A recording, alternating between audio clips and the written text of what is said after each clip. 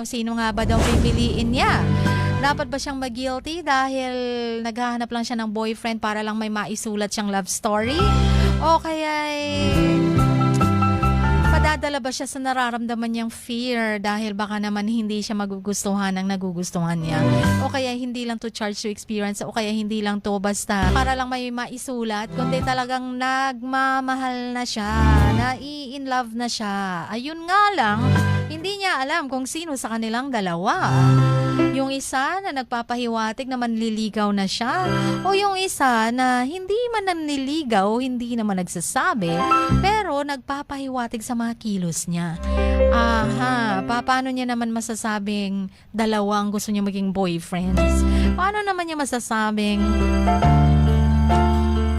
pareho silang love niya, diba? Kung kayo si Selena, ano ang gagawin niyo? Ano ang dapat yung